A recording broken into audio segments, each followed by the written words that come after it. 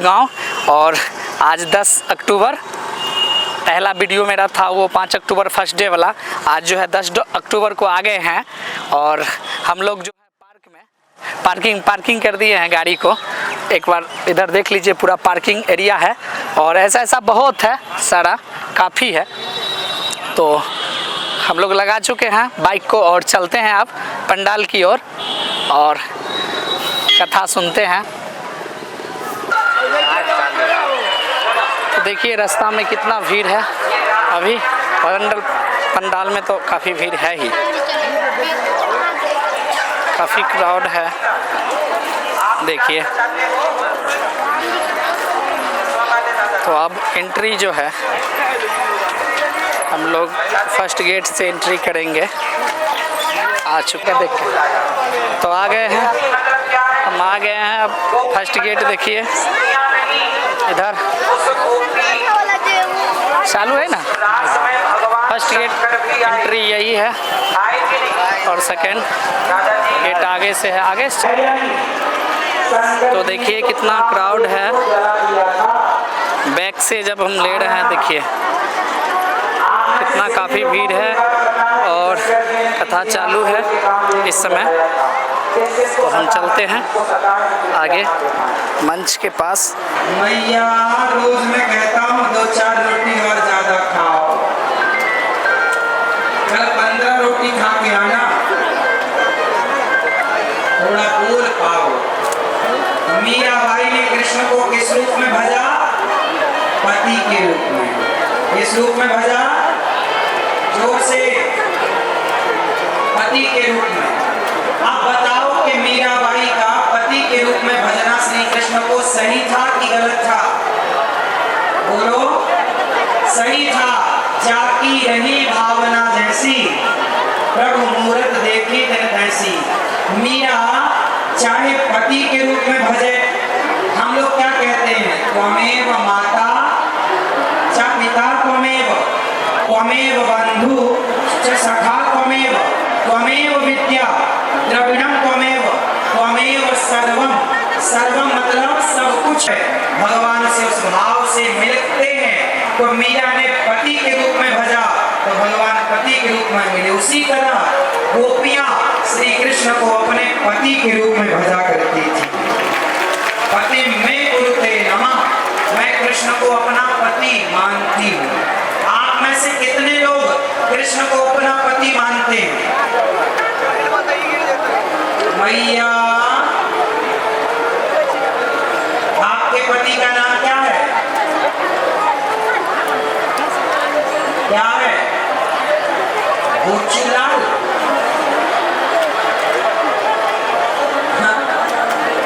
क्या नाम बताया मैया? क्या नाम है आपके पति का? सुनो, आपका ये जो पति है, मंगलसूत्र पहनाने वाला, मांग भरने वाला, ये पति कितने दिन पहले मिला? कितने साल पहले मिला और कितने साल तक रहेगा? ये जो पति है ना, ये परमानेंट नहीं, लेकिन जो श्री कृष्ण है वो सबके पति है। आप लोग मान सबके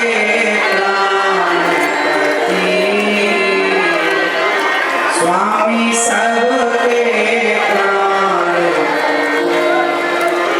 सबके प्राणपति कौन है? बोलो, किस विधि मिलूं दयाल, तुमको मैं कुमति। ओम जय जगदीश हरे। तो हमारे सबके पति कौन है? भगवान। तुम हो एक अगोचर सबके प्राण। फिर से, सबके प्राण, सबके प्राण। तो सबके पति कौन? प्राणों के। मैया बताओ, मेरी माँ पति है आपके? कहाँ है? बताओ किसे कहते हैं पति की परिभाषा? नहीं बताओ, गुस्सा हो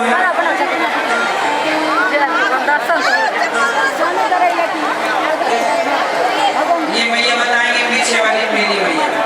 बताओ लेके बैठो। घर तो घर में ही रहना है। कौन सा घर तुम्हारा भागा जा रहा है? 2 दिन और झेल लो हमें। सुनो, चलो बताओ पति किसे कहते हैं? ये मैया बताओ। हाँ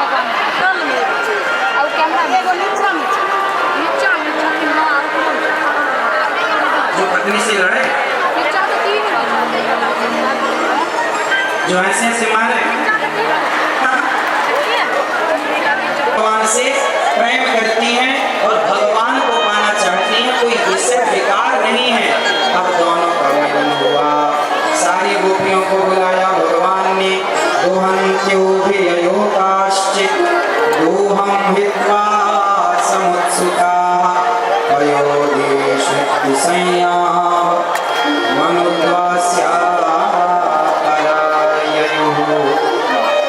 सारी गोपियां एक बार दौड़ रही थी। बांसुरी सुनाई पड़ी। छोड़कर समझे वो पत्नी की रक्षा रक्षा करने वाले को पति कहते हैं। और केवल शारीरिक रक्षा ना करे, जो हर बुराई से बचाए। यदि आपकी पत्नी गलत जा रही है तो आप अपनी पत्नी को समझाओ, गलत ना जाओ। अपनी पत्नी को इतना खुश रखो, प्रसन्न रखो, उसका ख्याल रखो कि वो सब प्रकार से आप में सब आया ना।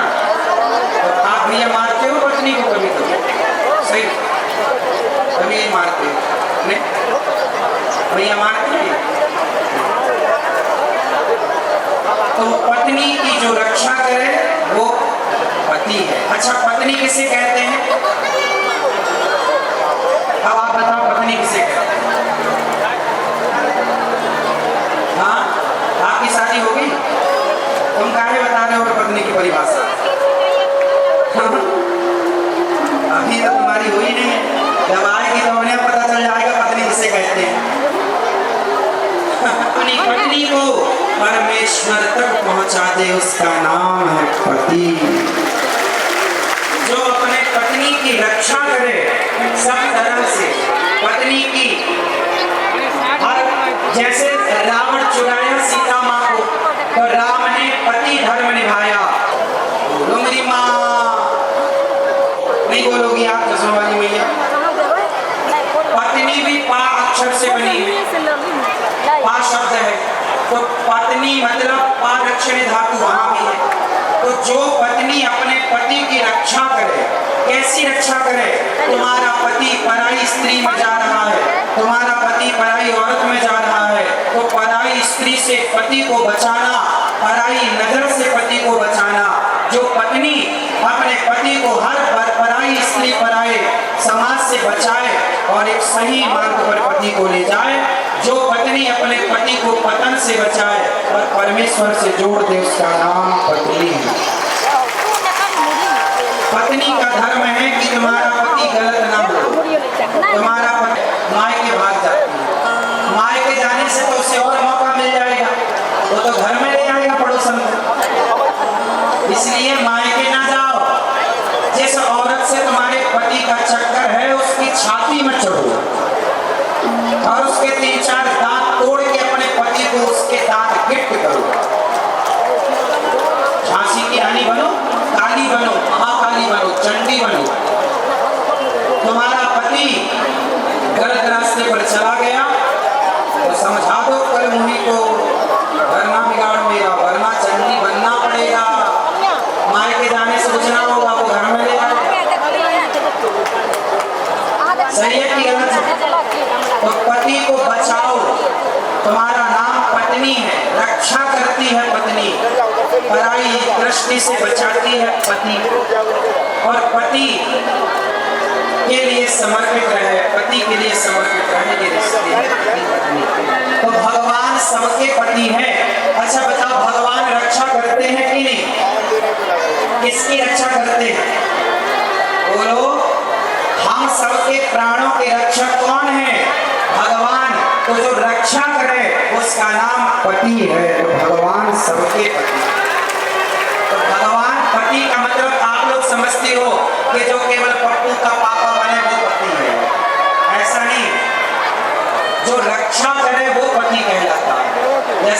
राष्ट्रपति, सेनापति, ऐसे पति। तो पति भगवान है, सबकी रक्षा वही कर रहे हैं। किसान खेत में बीज बोता है, अंकुरित करना भगवान। पति पत्नी अपनी अपनी करवट लेकर सो गए। पति मनाता रहा, बात करता रहा, पत्नी मानी नहीं। पति ही जप है, पति ही तप है, पति ही है करता। कीमत समझना चाहिए। हाँ भक्तो स्वर्गा से आयो है संदेश, बुलावो आग्यो राम को। भैया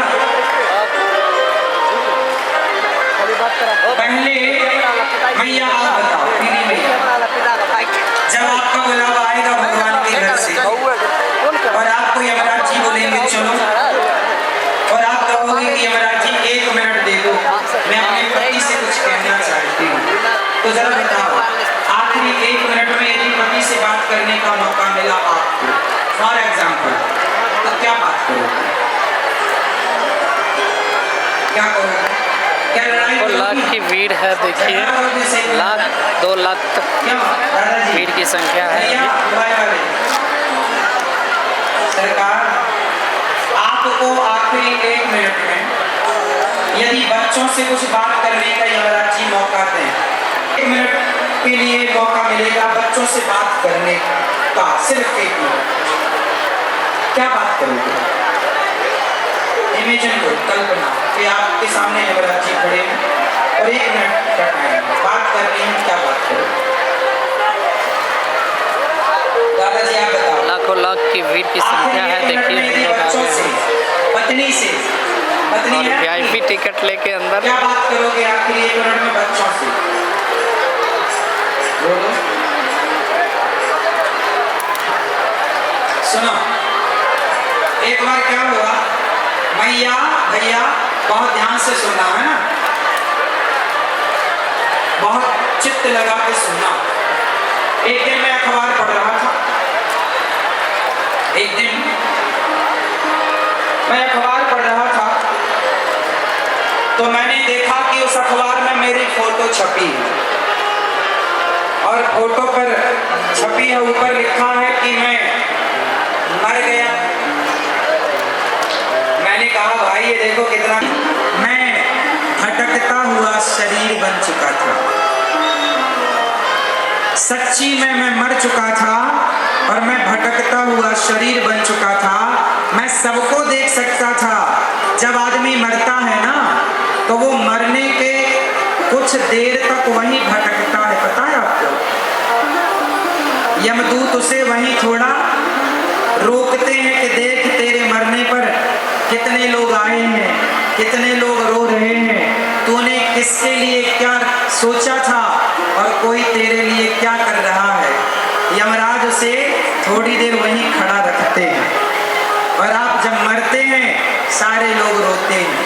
आपकी माँ आपसे लिपट कर रोती है, आपकी बॉडी से, आपकी पत्नी लिपट कर रोती है, बच्चे लिपट कर रोते हैं और आप सबको देख रहे होते हैं, लेकिन कुछ कर नहीं पाते।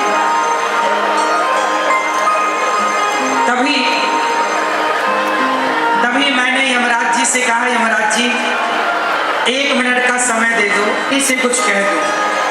अच्छा मुझे बताओ आप लोग कि यदि 1 मिनट का समय आपको मिला, 100 साल में कई बार हम वो समझ नहीं पाते जो आखिरी के 1 मिनट में समझ में आता है।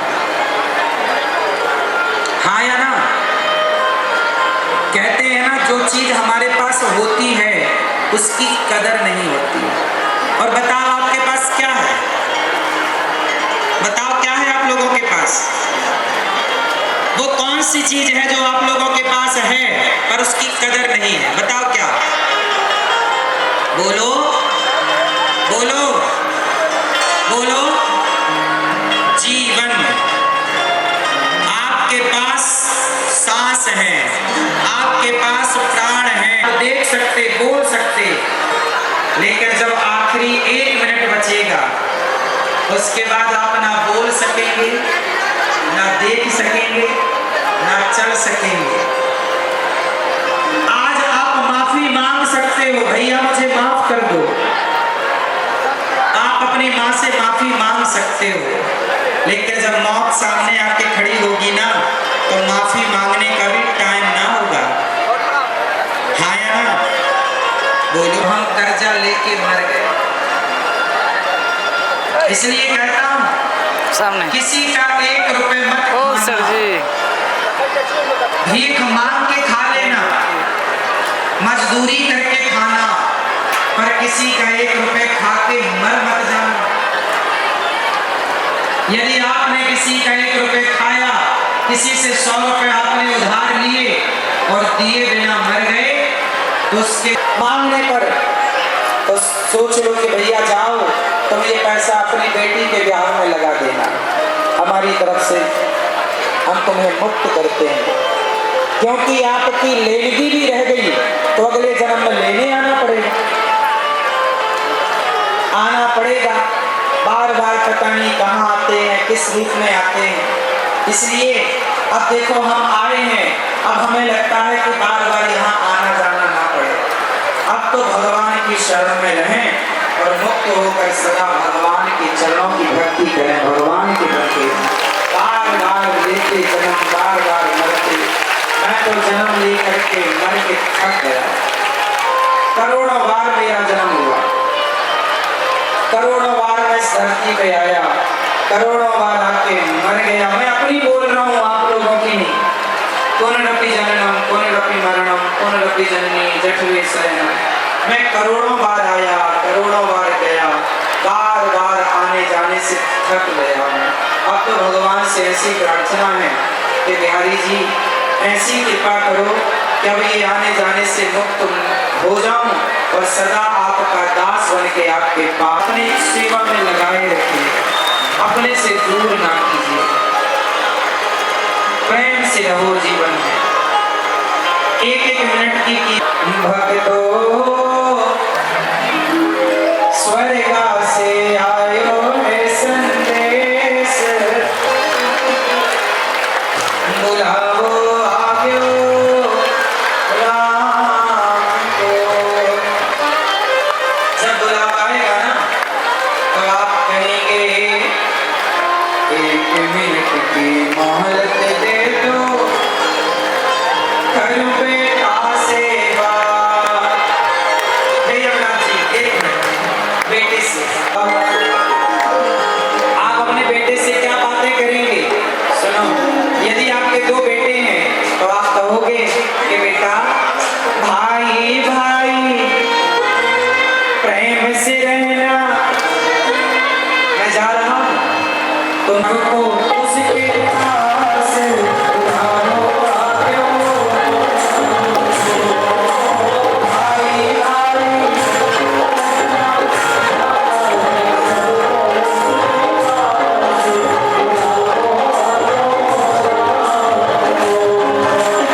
भाई भाई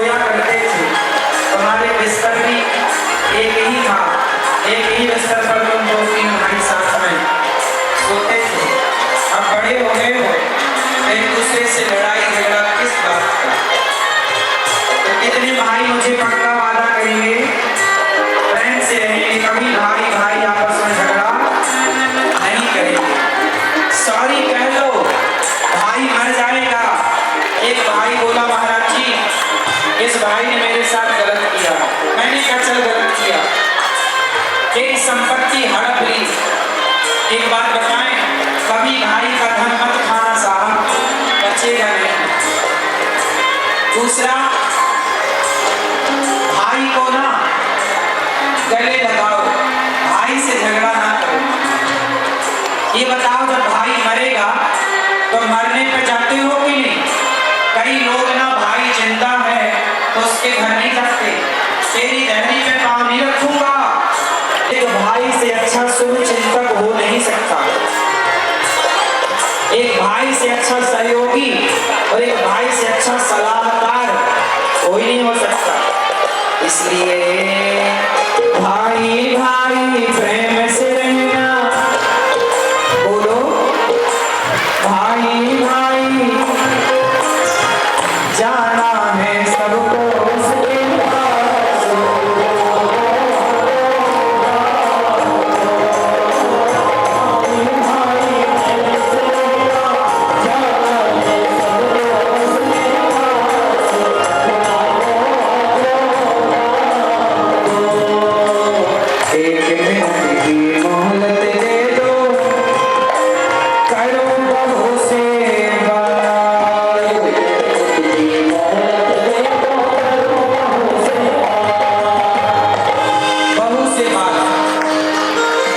सासू मां मरने लग गई।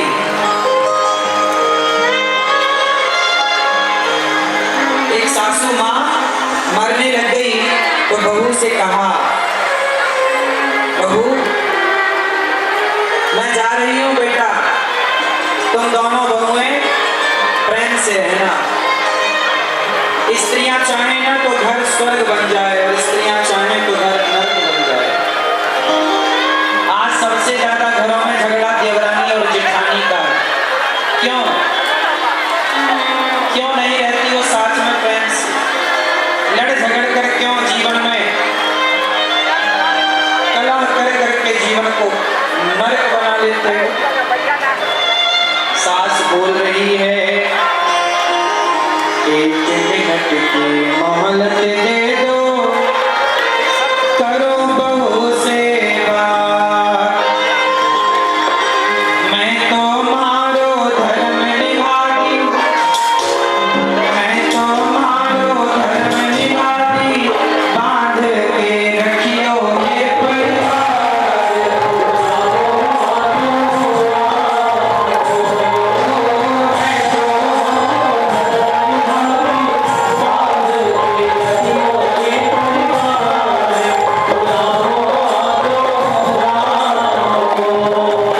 सास कहती है कि मैंने तो मेरा धर्म निभा लिया, बहू अब इस परिवार की अखंडता को तुम्हें बनाना है, प्यार से रहना है।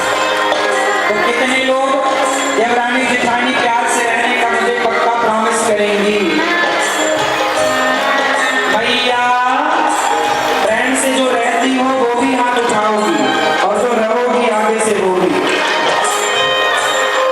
झगड़े में कुछ नहीं रखा, जो परिवार आपस में झगड़ा करता है उस परिवार की कभी तरक्की नहीं होती। सुहागन रहूं, मैं सुहागन रहूं, तो नारी ने कहा, हे यमराज जी, हे यमराज जी, रोली माली, रोली माली, चुनरी मेरी मत। किसे चुनोगे, पैसे को कि परिवार को?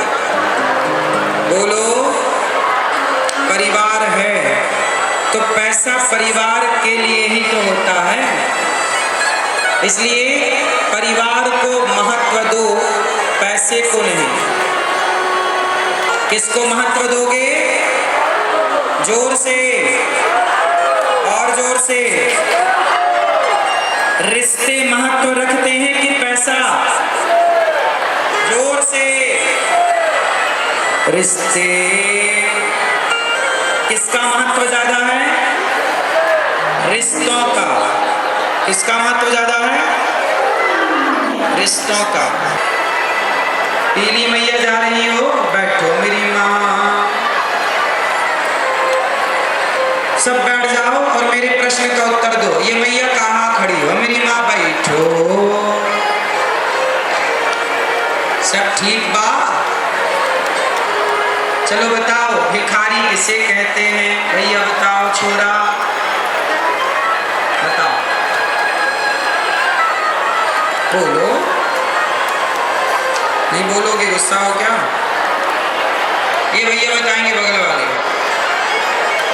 भिखारी किसे कहते हैं? चलो अच्छा, भिखमंगा किसे कहते हैं? जिसके पास, ये गलत परिभाषा कर रहे हैं। अच्छा ये बताओ, अभी मैं एक छोटी सी कहानी सुनाऊंगा, फिर आप बताना कि भिखारी और भिखमंगे में अंतर क्या है। एक कहानी सुन, ध्यान से सुनना, कान का कचरा हटा लो जल्दी और कान बिल्कुल चालू रखो, वॉल्यूम बढ़ा लो, ध्यान से सुनना। तैयार हैं? बोलो राधे राधे। अभी मैं एक सवाल पूछूंगा कि भिखारी और भिखमंगे में अंतर क्या है, बताना। जो सही उत्तर, कम से कम 50 करोड़ रुपए का सवाल है ये। सही उत्तर दोगे तो 50 करोड़ का ज्ञान आपके पास। प्रश्न है ये, एक पिता था, उस पिता की एक बेटी और एक बेटा, एक बेटी और एक बेटा, दोनों बड़े प्रेम से रहा करते थे भाई बहन। जब विवाह की रस्म चालू हुई तो मंडप के नीचे लड़की के पिता ने कन्यादान किया। तभी लड़का ने बोला कि मुझे तो कार चाहिए, कार। क्या चाहिए? कि हम आपको गाड़ी गिफ्ट करें, जितना बात हुई थी हम उतना धन धान्य आपको दे रहे हैं। लड़का मचल गया, बोले नहीं, मुझे तो शादी तब करूंगा जब मुझे 4 चक्के की गाड़ी चाहिए, गाड़ी लूंगा देता। पर गाड़ी उसकी आई और उसने अपना घर गिरवी रख दिया और गाड़ी दे दी। गाड़ी बहुत तेज थी, घिसटती हुई गाड़ी उस भिखारी के पास जाकर खड़ी हो गई। वो भिखारी जो था ना, अपाहिज था, एक पांव टूटा था, बैसाखी लेके चल रहा था, सड़क पार कर रहा था। तभी लड़की निकली और उस भिखारी के 100 रुपए देकर कहा, भैया आप किनारे हो जाओ, आराम से। उस लड़की पत्नी ने हाथ, उस पति ने कहा, उसके वो जो गाड़ी के लिए मचल गया था, उसने कहा क्या जरूरत है इसे 100 रुपए देने की? क्यों, तुम कमा के खा नहीं सकते? क्या जरूरत थी भीख मांगने की? अभी तुम गाड़ी के नीचे आके मर जाते तो मेरा कितना नुकसान हो जाता। कमा के खा नहीं सकते, भीख मांगते रहते हो। इतना पैसा लोगों के पास, मनमाना दहेज मिल भी रहा है, फिर भी तो रिश्ते नहीं निभ रहे हैं, क्योंकि रिश्ते, असल के रिश्ते अपने घर की जिम्मेदारियां पूरी करते हैं।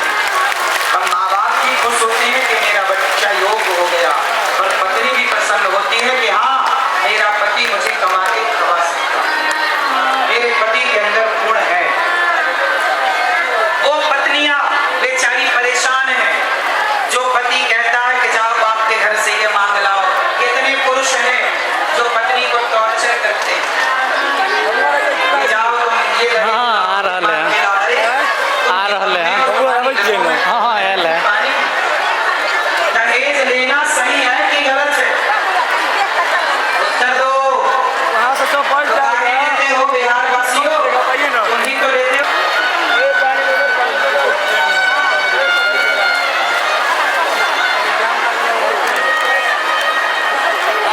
टुकड़ों पे कौन बोलता है? जोर से टुकड़ों पर तो, टुकड़ों पर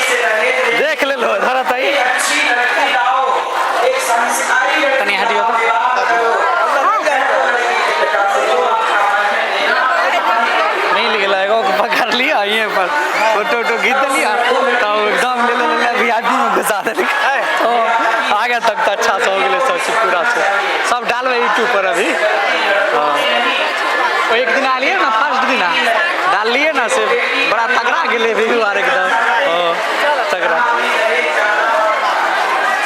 तो अपनी बेटी के लिए एक ऐसे लड़के का चुनाव करो। कई लड़के ऐसे होते हैं जो आज नौकरी नहीं लगी, वो बिजनेस कर रहे हैं, वो सफल होने का प्रयास कर रहे हैं। ठीक है, बढ़िया।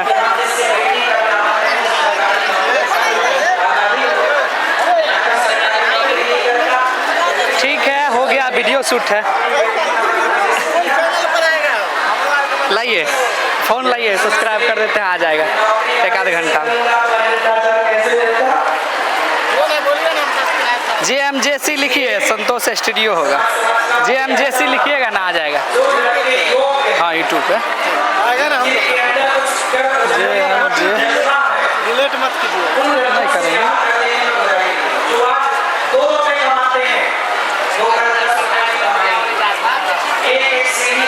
नेट नहीं चल रहा है कि इतने आदमी का क्राउड कहाँ से काम करे?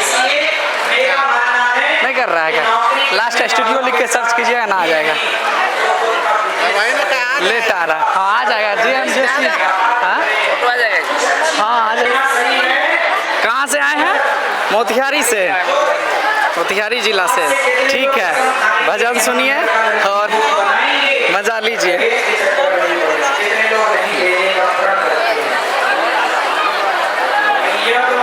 बढ़िया होता है लेना तो इसके लिए कपड़े ले आना, इसके लिए ऐसा होता है ना, लड़की के पिता को इतनी लिस्ट बाप रे, काफी क्राउड है। क्यों? जब तुम्हारे कपड़े पहनने की औकात नहीं है, शादी करने चले ना, कपड़े तक नहीं, कपड़े ले आना। हाँ, बैक वाला कर लेते हैं थोड़ा। आपने ठेका ले रखा, तुम्हारे बाप का कर्जा खाएगा, उसका कपड़ा लाएगा। इस मानसिकता से ना भी बिहार उभरानी है। आजकल ज्यादा दहेज लेना और ज्यादा दहेज देने की परंपरा बिहार को बिगाड़ रही है। सही परंपरा है कि गलत है ये? क्या दहेज लेना सही है?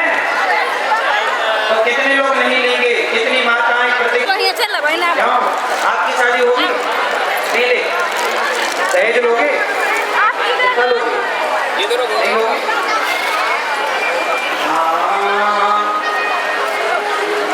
अच्छी लड़की लाओ, अच्छा लड़का ढूंढो, अच्छा योग्य लड़का हो, व्यसन ना करने वाला लड़का हो, शराब ना पिए, गांजा ना पिए, लड़की चरित्रहीन ना हो, अच्छी समाज की, अच्छे परिवार की, अच्छे घराने की लड़की हो, अच्छे परिवार का लड़का हो, विवाह करो।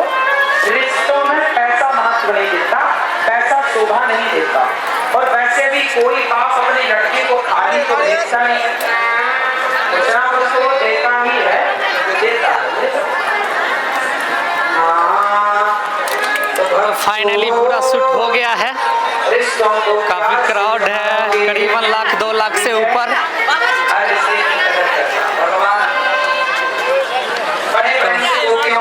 काफी मेहनत के बाद शूट हुआ है जी। क्या ये पहुंचा के क्या करेगा? ओहो नहीं, ऐसा नहीं है। फाइनली बाहर निकल चुके हैं हम, काफी बड़े प्रेम से भगवान के बाद गोपी के संग रास रचाए।